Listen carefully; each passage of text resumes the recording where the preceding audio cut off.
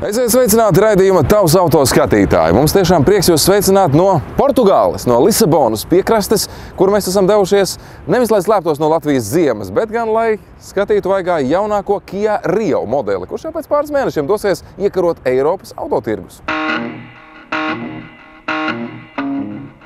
Lai arī automobīls ir ražots Korejā, tā izskats ir pat ļoti eiropeisks, un izskaidrojums tam ir gaužām vienkāršs. Jaunā Rio dizains ir izstrādāts Kia Eiropas un Amerikas birojos.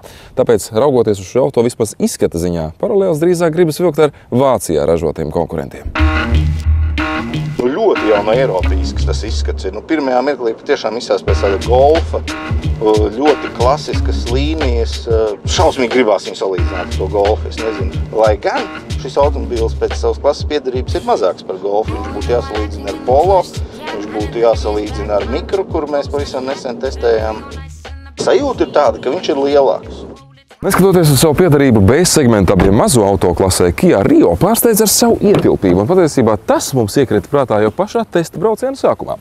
Parasti šīs klases automobīļi diezko neizceļas ar pārlieku ērtu sēdpozīciju otrajā sēdekļa rindā, bet Kia Rio šajā ziņā varētu būt dienu patīkams izņēmums. Kā jūs redzat, attālums no ceļiem līdz priekšējiem sēdeklim ir gluži pietiekams, ņemot vērā, ka šis tomēr ir mazās klases auto. Tas nav limuzīns, protams, ar to ir jārēķinās un jāceras, taču īsākām distancēm, pilsētas attālumiem arī aizmugurē sēdēt ir gaužām ok.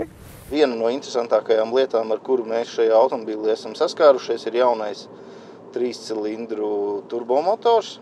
Runājot par Rio dzinējiem, skaidrs, ka uzsvars tiek likts uz ekonomiju. Tilpuma ziņā mazākais ir 1 litra 3-cilindru benzīna turbodzinējs, savukārt lielākais 1,4 litru dīzelis. Darba tilpums 1 litrs, jauda 100 zirgspēki. Fantastisks dzinējs, patiešām fantastisks dzinējs. Droši vien, ka nemirkli nevar ticēt tam, ko raksta uz papīra par viņu degvielas patēriņu, jo šeit, braucot šādos apstākļos un šādā režīmā, viņš ne tuvu nav tāds, kā ir rakstīts. Bet vispārējais, cepuri nost, patīkama, varētu pat teikt, nedaudz sportiska skaņa ir no tā, ka automobīlim ir tikai 3 cilindri. Tas tonis ir tāds vairāk tāds noapaļotāks, tāds, ātrumkārba, ar ko tiek komplektēts šis dzinējs 5 pakāpju mehāniskā. Jāsaka, ļoti gari pārnesumi. Gusts brīnījās par to, kad otrajā pārnesumā mierīgi var braukt 100 km/h. Un īstenībā šajā testa trasē pat brīžiem tāda sajūta, ka neviens cits ātrums izņemot otrais nav vajadzīgs.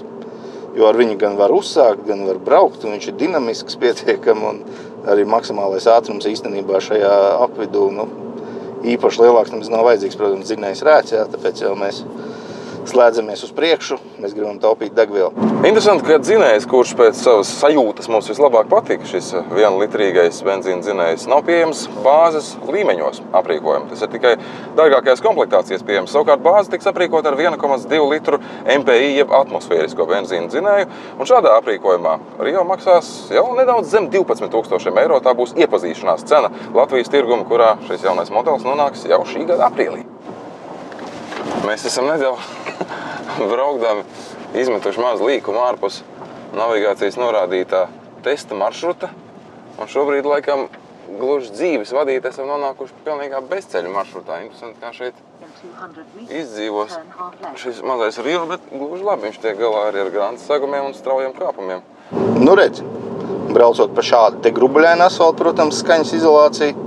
Varbūt varētu vēlēties labāku. Īstenībā vispār interesants fakts, ka šeit Portugālē ceļu vietām ir pat varētu teikt briesmīgāk nekā pie mums Latvijā. Tad mums bija ļoti lieliski iespēja Latvijai pietuvinātos apstākļos izmēģināt šī automobīļa gaitas īpašības.